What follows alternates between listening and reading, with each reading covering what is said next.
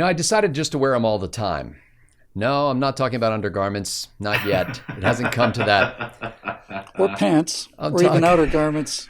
I'm talking about the glasses here. I found myself, and I'm sure that there are some among our viewership who can appreciate this, but you spend all your days doing this. On and off and on and off. At work, when I'm working in the retail environment, I actually have a lanyard tying my glasses so they hang here on just below my neck. And so I constantly have to put them on and off. And I finally just said, you know what, I'm wearing myself out doing this, and it looks ridiculous on camera. And I'm sure it looks ridiculous in front of people. So for the TV show now, I'm going to wear these all the time. And Bill, you have an objection to that, it looks like. No, not an objection at all. It's just you could get a little more with the times. I have flip-up prescriptions, those, Oh, yeah. With the times. I know what you mean. I got the same problem, but my lighting situation is different than yours, so... Oh, yeah. Kind of this inscrutable kind of, What's that called? That's the catch light. Eyes. It's a catch light. If it's in your pupils... Well, they're in my pupils, as you can see. Yes, you have a Two catch of them. light. It gives me a reptilian kind of a look. As people have pointed out, my eyes look, I have black eyes like a great white shark. He has lifeless, dead eyes, dull eyes. He has an ill favor. Oh, man. Now we need a Quint soliloquy. Rolls them black doll eyes back into his head. That's the one. Yeah, that's me. Anyway, these are my I'm reading glad you glasses, made the decision. And when I say my reading glasses, I mean these are the pair that I have on my desk. There is another pair on the nightstand, another pair on the counter in the bathroom. There's a pair in the kitchen, a pair on the end table next to the sofa. I bought, I think, a dozen of these, and identical. Cheaters, they're on every flat surface in my house. So in fact, when I try to read something, I can't read it because there are too many cheaters on the table on top of the things for me to be able to read what I'm reading. You've reached a certain point in your trajectory when, like yesterday, I was at work. I was at lunch, actually, and my phone went doink. And so I picked up the phone, and it was an alert from Amazon that my new bifocals had just been delivered to my house. and I was like, I was sharing my joy with my colleagues, and they're all just kind of looking at me like, oh, my goodness, somebody get a pulse. Yeah. So, ladies and gentlemen, you might think you just dropped by on a game of baccarat or a rubber of whist, but in fact, this is kind of a meeting that we're having here for a show called Right Angle, which the members at BillWhittle.com produce and enjoy. Are we putting show in air quotes now? I thought it was around enjoy. Just play it safe. Oh, it's around enjoy. Steve says. Let's put it around produce. That's right. Really, we're just going to need a lot of air quotes. Yes. Well, because of the members at BillWhittle.com, we are supplied adequately with air quotes, because of their contributions on a monthly basis. So we appreciate that. So what we're doing is we're trying to figure out what we're going to talk about on this week's episodes of Right Angle, the majority of which are available to the general public. And then this backstage episode appears only on the members' exclusive website. And this week, Bill Whittle himself has the honors of hosting the members' only episode, in addition to a regular episode that will be released into the wild like a pigeon. Okay. I think for the main one, I want to do the story I saw on Instapundit written by some Stephen Green hack. It's probably a bot. Never heard of it. I bet I'm taking one of your subjects. Steve, you should sue that guy for infringement. That name's very similar to yours. Whenever I don't have anything to say, I just go green, And so here's the title. Kamala Harris is open to Bernie Sanders' call of letting the Boston Marathon bomber vote from prison. Huh? Yeah, there is a Democratic The Boston town hall. Marathon bomber, right? Just because he blew people up and killed several people, blew their legs off, doesn't mean that he should be deprived of the vote that is his constitutional right. What are they thinking, that his vote needs to make up for the loss of one or more other votes? Yeah, now I guess that's a good way of looking at it. Boston being down several votes as a result of his actions, you obviously can't take him out of the pot. That'd be suppressing his right to free speech. There's so much to say about this, but the thing that mostly I want to say about it is just keep coming. Keep bringing on the crazy, Yeah. Just bring on the crazy. Now this is like an Onion story or something, right? This is not. No. There was a town hall, and the question was, do you think the Boston bombers should have the vote? But the question was, should felons still in prison have the right to vote? And Bernie said yes, and so there was a follow-up. Well, what about somebody really horrible like the Boston bomber? And Bernie jumped on that hand grenade. And then, but Kamala Harris, who was not under pressure, decided that she's open to it. Yeah, because she's running. She just for said, president. "I'm open to it." She didn't say, "I endorse." This is what that line says. Kamala Harris open to Bernie Sanders' call of letting Boston Marathon bomber vote from prison. Now, are they trying to lose Massachusetts? Are they trying to lose the country? Well, we know that, but are they going to take Massachusetts with it? This is why I get more confident every day. The left has suddenly, somehow, in the last 2 years, their hatred of Donald Trump has driven them so insane that they've finally lost the ability to control what they're actually thinking. And this is of enormous benefit to us. Well, this falls in line with the thinking that some have about the corrections system as what you lose when you are put in prison is your freedom to be not in prison. But you don't necessarily lose all your rights. For example, you're still allowed to eat. You get to drink water. You get to wear clothing. Yeah, I have issues with that. You're funded. You are actually, we buy your food for you. We buy a place for you to sleep. But you don't have a right to eat. Well, no, what I'm saying is they don't strip that from the inmates. They don't say, well, because you committed this crime, you don't get to eat or drink. In fact, we give them medical attention as well, so that they and in many cases they have a library. That's only because I'm not saying it's a fundamental right. I'm just saying we feed them because if we didn't, then the smallest of offenses would become capital offenses. Yeah, you can't do and that's unjust. So we feed them because we don't want the stench. Their results. Go to some dark most of the stench is on the outside of prison these days, but let's continue. So anyway, that's what they're doing, and I want to add onto this the whole Nancy Pelosi thing about having 16-year-olds vote. I mean, they're the future of the country. Why shouldn't they be allowed to vote? I don't think we should lump 16-year-olds in with the Boston bomber. I just think that should be an episode on its own. No, I'm going to do it. I got no other trigger for it. Because what they're basically doing, Scott, I mean, the angle is that I'm not trying to equate 16-year-olds with with bomb makers. Yeah. Not all of them anyway. And what I am trying to say is, what is it about the Democratic Party that likes the idea of murderers voting and children voting? And why is it to their advantage to have felons voting and children voting? I can tell you right now. And furthermore, why stop at 16? Why not allow 14-year-olds to vote or 12 or 4? I mean, they're people too. They have rights just like everybody else. They're going to inherit the country. Why can't a 2-year-old vote? And I'm not joking, because there's only one line you can draw in the sand between voting and not voting, and that's why what amendment was it? 26th Amendment lowered the voting age to 18. 26th, yeah, pretty sure. Yeah. So look, when you're 18 years old, that is legal maturity. On your 18th birthday, something magical happens. You switch from being a child to being an adult, and it's ridiculous to assume that happens for everybody at the same page, but you've got to have a line somewhere. I think where it gets tricky for the Democrats is deciding how many months after your emergence from the womb you become a human so that you can vote. I think that's up to the doctor and the mother to decide. Although technically, is she a mother if the baby that's been born hasn't been declared human yet? Somebody pointed out that women should be able to terminate the lives of their children up until the point where they kill somebody, and then at that point, then their lives are sacred, because that would be the death penalty, and that's cruel. I've come close to killing a 13-year-old, but he was mine. Well, it's so that's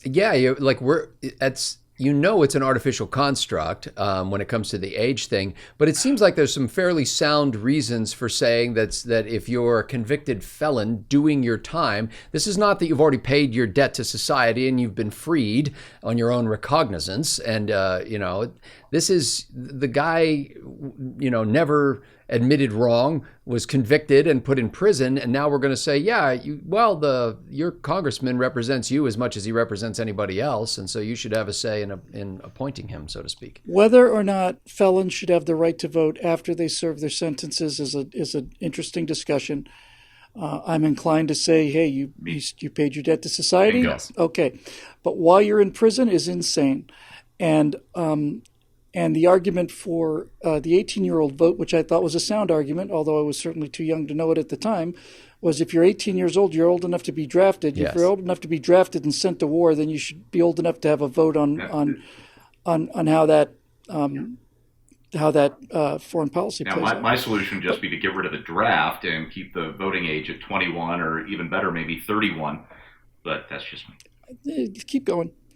1 year younger than however old I happen to be should be the proper voting age.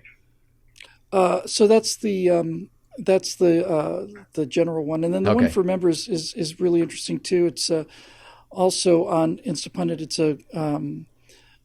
I guess it's a tweet from Richard, our brilliant friend in the Philippines, who, when we were all bloggers, I thought Richard the cat was just the best, just fantastic. He still is. Yeah. But what he tweeted here is interesting because I want to talk on the members thing about the Easter worshippers who were killed.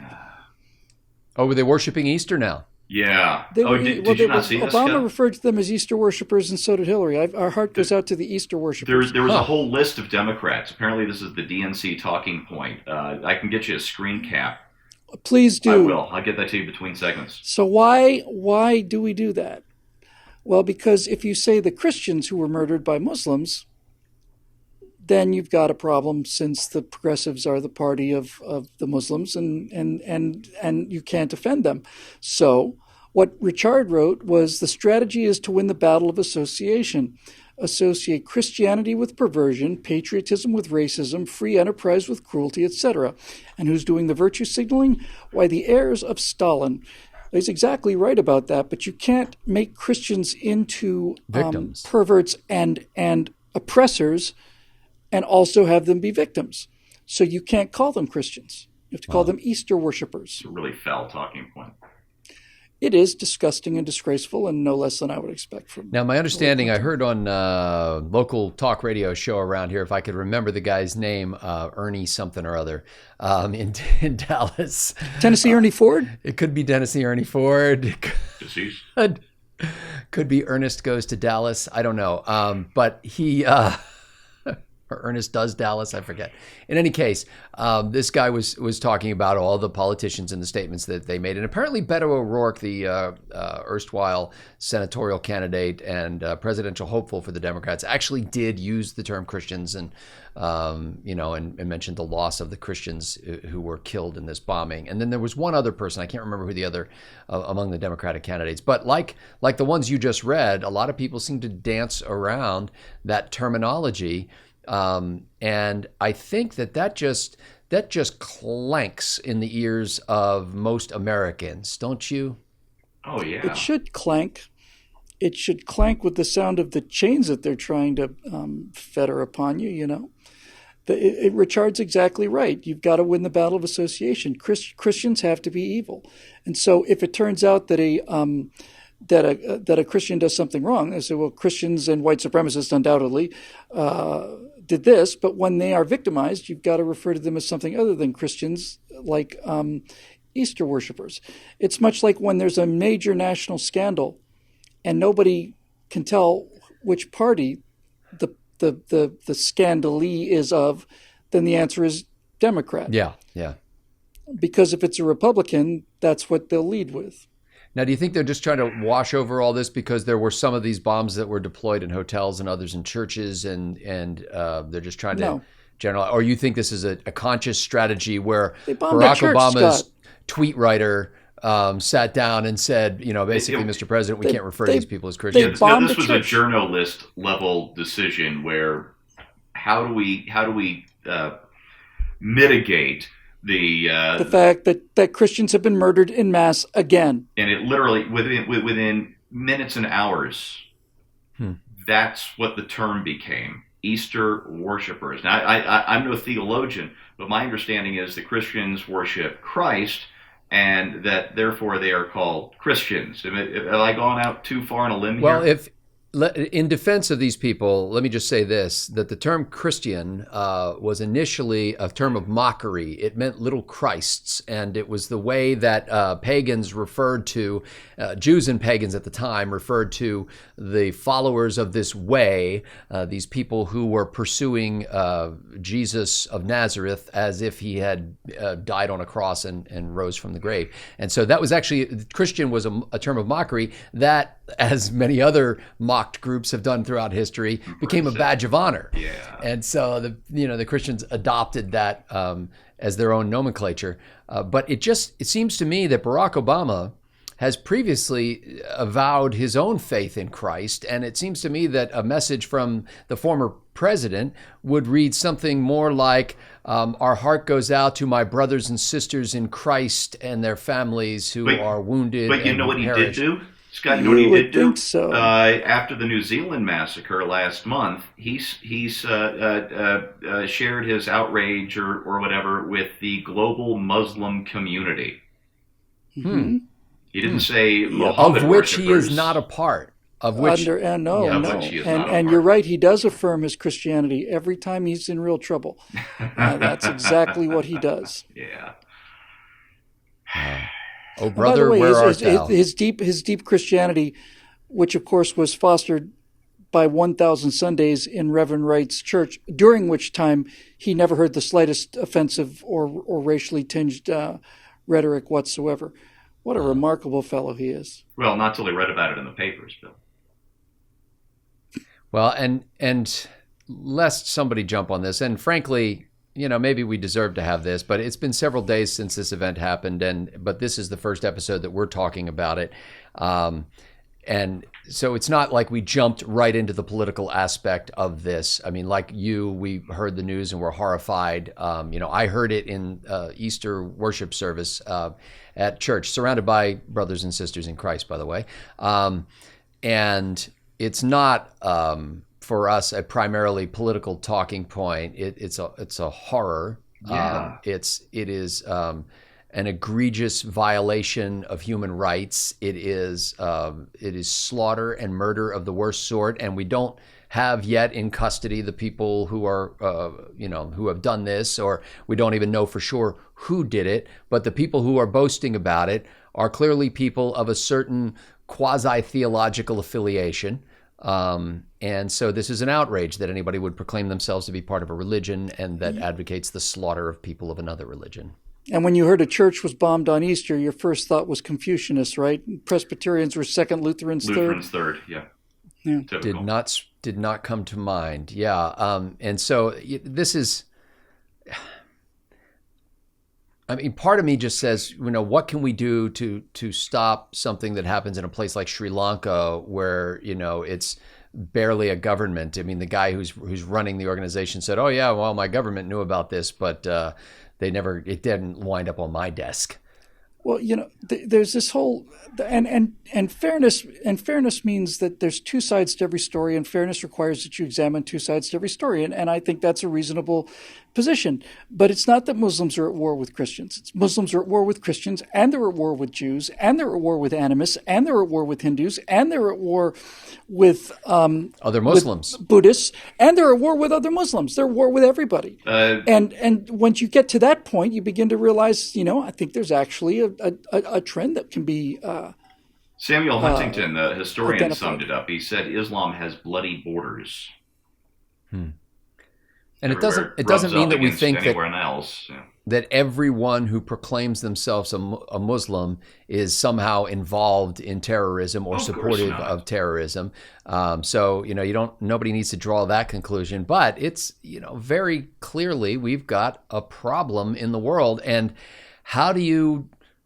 does every church need to be armed to the teeth now to protect itself against people who could come in? And, this is a place where traditionally people are welcomed with hugs and kisses and handshakes.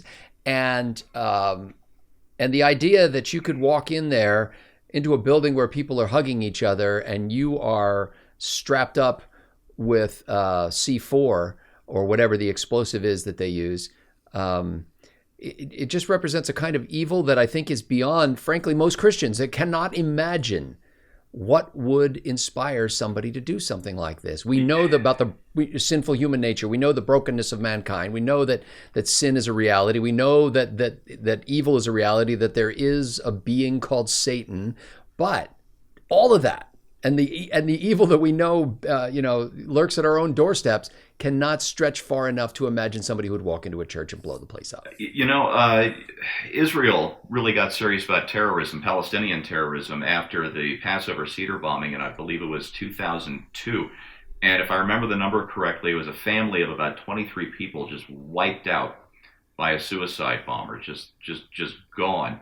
And that is when Israel started building a wall between the West Bank and Israel proper, and the problem, the number of attacks went from a couple hundred to zero.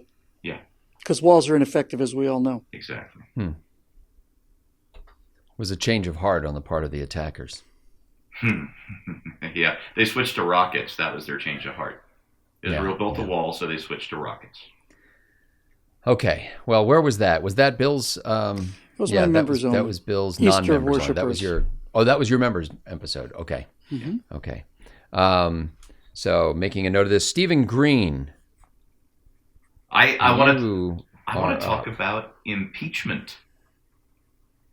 Not you too.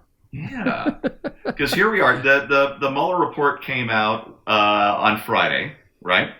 And Trump exonerated, whether you think he's fully exonerated or not. They found no evidence of any collusion between anyone in the Trump campaign and Moscow. Mueller left it up to the Attorney General to determine whether or not there was any obstruction of justice, and the Attorney General said, nope, there's nothing here that indicates obstruction of justice. And so naturally, now that the president is in the clear, Democrats in Congress are talking more about going ahead with impeachment. Dig deeper, Pelosi said. Pelosi is aghast at this. Even her second, the House Majority Leader, I can't remember his name off the top of my head, is like, we don't want to touch this impeachment stuff. No, it's not Steny anymore, I don't think. So, okay. So you're saying that headline on the Drudge Report that had a picture of Pelosi and said dig deeper, that was referring to her saying that we should dig deeper into Trump? I thought it referred to Nancy Pelosi digging her own grave. Yeah, well, I thought it was Drudge saying, dig deeper, Nancy. She might be, because she can't keep control of her own caucus. I mean, she had formerly, in her first term as Speaker, one of the best whip hands and certainly the best vote counter since LBJ ran the Senate, and she is losing control of her caucus. All these young Turks who got elected in 2018, just last November, they are starting to run wild over her, and they want impeachment, which tells me rank and file Democrats, at least in certain districts, are all in favor of impeachment. And this is kind of bubbling up from the crazy side. And Liz Warren is trying to differentiate herself from the Democratic field. She came out in favor of impeachment last week. Bill, you mentioned Kamala Harris in your segment. It was like, oh, well, if Bernie Sanders wants felons to vote, maybe felons should vote. She's doing the same thing with Liz Warren impeachment. Oh, Liz Warren, maybe we should look into this impeachment thing. So, but Bernie's saying no. Kind of leadership we come to. Bernie's saying no. Well, Bernie's saying no. That's right. That's one. But let's see what happens when we get into Iowa over the next few months, and they start hearing from their constituents. Are they going to back down from this, or are voters in Iowa and New Hampshire, as they're doing all their precinct level politicking here over the next 8 months? What are they going to be hearing, and are they going to go deeper on impeachment going into presidential primaries and a presidential election year? This is going to be so much fun watching them dig and dig. I am somewhat heartened by the fact that the darling of the left, the progressive left, Alexandria Ocasio-Cortez, super genius that she is, of course, nevertheless maintains a 68-point disapproval rating in her own district. So what's that telling you? that the district that could elect this kind of progressive loon, 7 out of 10. Yep. Excuse me. Bless you. Thank you. We'll edit that in post. Sure. Thank you very much. We'll CGI it out. Don't want anything to do with it. Well, I am just heartened by the fact that after Steve talked for a little while, I figured out when he was using the phrase Nancy Pelosi's best whip hands, he wasn't referring collectively to her group of interns. I didn't understand that phrase at first. She does, however, have an outfit. Denounce please. yourselves. So I'm sorry about that. So this is impeachment talk. I'm trying to remember who the guy was. It's a guy I'd never heard of. He says he has worked repeatedly with transition teams since back in the Bush administration years. He worked briefly on the Trump transition team, but he bailed out on that in October because of creative differences with the Trump transition people. This was before President Trump was actually elected. These transition teams are in place months in advance. Anyway, he's announced that now that he's read the Mueller report, he's definitely for impeachment. I read this. I read his thread on Twitter, Scott. Yeah, and it's really funny because his first tweet is kind of innocent. I've read the Mueller report twice, and I think there is enough here to go for impeachment hearings to begin. This isn't to say he should be removed from office. This is to say that there is enough for Congress to look into further. And then you go down and a few tweets later, and he's like, and by the way, I think Mike Pence would be a great president.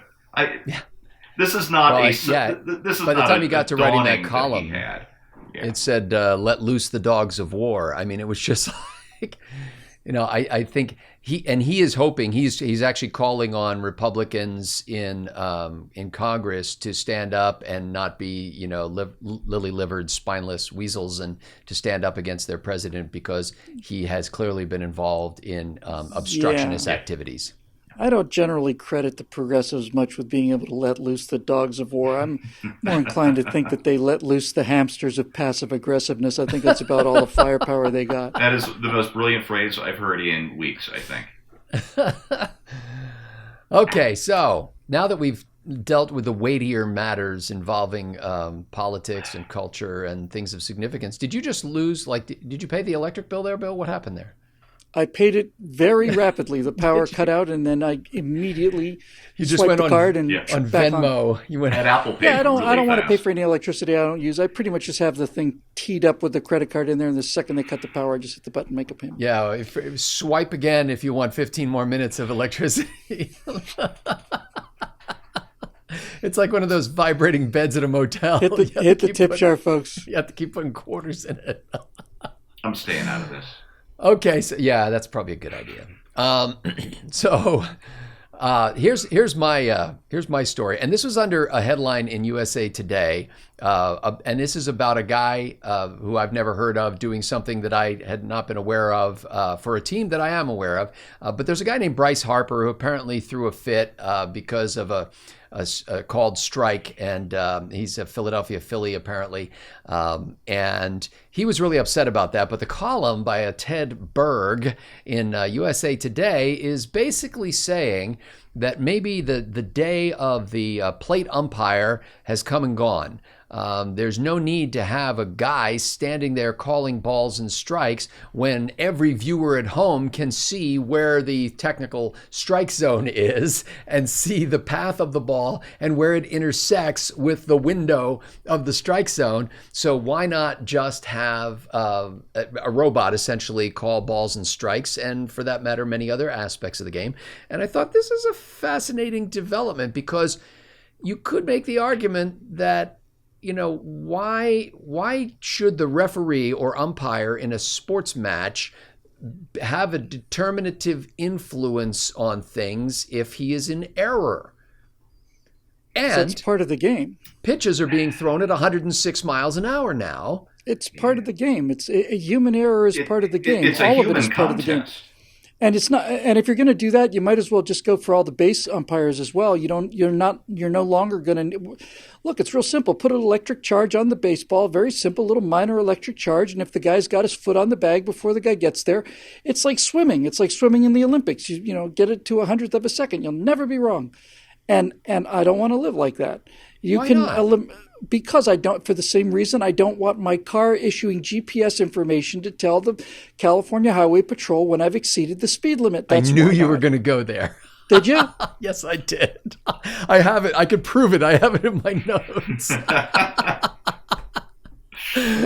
But yeah, that's an interesting, I mean, without getting too far beyond the scope of sport, it is interesting to think that, a guy who, maybe had a rough night out with the boys is going to determine not just whether you get struck out at the plate, but whether a whole industry that gambles on sport will, millions of dollars will change hands because of a bad call, or forget that, the whole fantasy sports industry.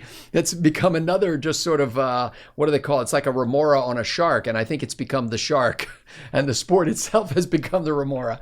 I mean, huge fortunes are being made and lost in these contests that are being decided by some guy who, gets a bug in his eye when the ball comes over the plate. It was either my first or second year at the University of Florida. My first year, we were 10-1. We didn't win a single game. It was either that year or the year after. I think maybe it was the first year. And we were 0-10 and 1 tie, or 0-9-1. And Florida State was something like 9-1. They were doing great. We were doing terrible. And we were actually beating them in the third quarter. In the fourth quarter, we were actually beating them. And then Florida State quarterback threw a pass that bounced off the turf and into the hands of his receiver, and they called it a completion. And they wouldn't reverse it. There was no slow motion replay. Yeah, because television hadn't been invented yet, and neither had electricity. The olden times of yore. But the coal-fired hand crank television back then. But for 6 months, the channel identifier for the TV station, maybe it was WGVL. Every time the WGVL thing would come up, it was a slow motion shot of this guy letting go of the ball, bouncing off the ground into the hands of the Florida State receiver. They must have run that thing for 6 months. But look, man, as people have said to me, if you lose a football game or a baseball game because of one call, then that game was too close to call. I don't know. I'm bringing it up because I'm not even sure how I feel about it. Like, on the one hand, I'm a stickler for precision and I want things to be true and right and good. And I don't think it's, I think that there's something to be said for teaching children, for example, that, hey, that's the breaks, kid. And sometimes the guy makes the good call and sometimes he doesn't. You just have to live with the consequences.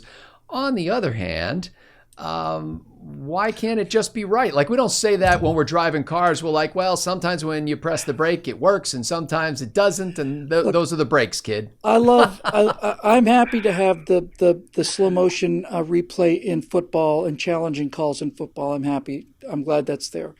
But baseball's different. Baseball's pastoral. It's not baseball electronic. Is different. It's not. It's different. It's not baseball's different than any other sport in almost every single way. Baseball is unique in so many ways. Baseball is different, and I think the designator hitter thing was enough of an affront to logic and sanity. I think that they should just simply understand that this is a game played by a team of 9 humans against another team of 9 humans with 4 humans there to determine whether or not that's the game. That's how it's played. One of the all-time great sports movies is Bull Durham, and one of the best lines in that movie, even though Nuke LaLoosh had to memorize it as part of his media patter, is sometimes you win, sometimes you lose, sometimes it rains.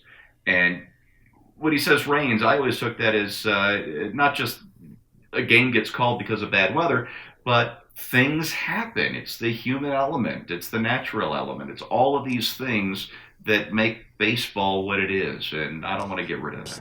No, me neither. Plus, what happens if the Autobot calls a strike and the batter is sure it's a ball? What's he going to do? Is he going to run over and start scuffing dirt on the camera lens? That is actually in this article that I read, Bill. And who's going to get in between the pitcher and the batter when they're racing at each other? He needs to grow up. So even if the call was a bad call, that's the game. Grow up. You're getting $70 million or something.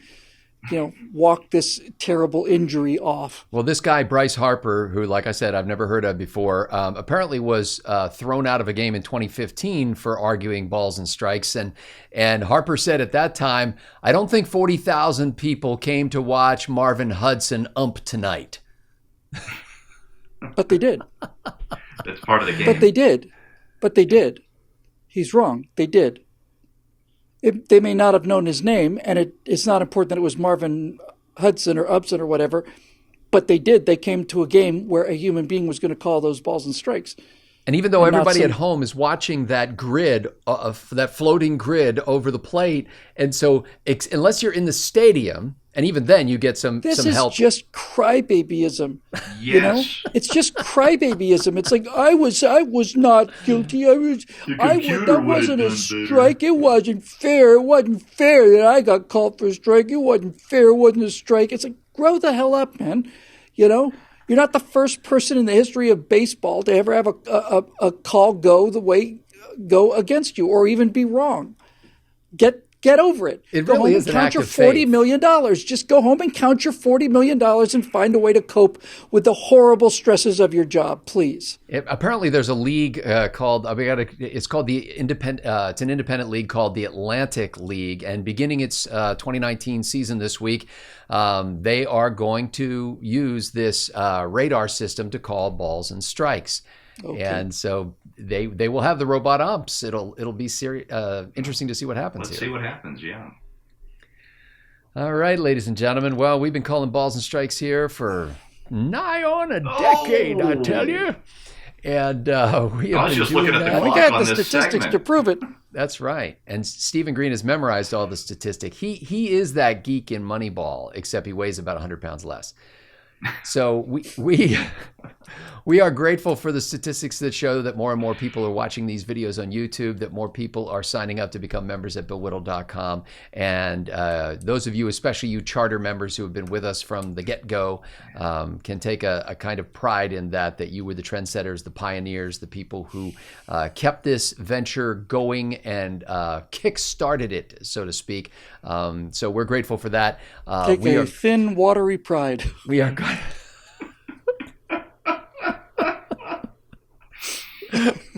kind of a gruel of pride, you could almost say. Let me just say, Bill, on behalf of the members here, Bill Whittle, you can go deprecate yourself. I am a business genius.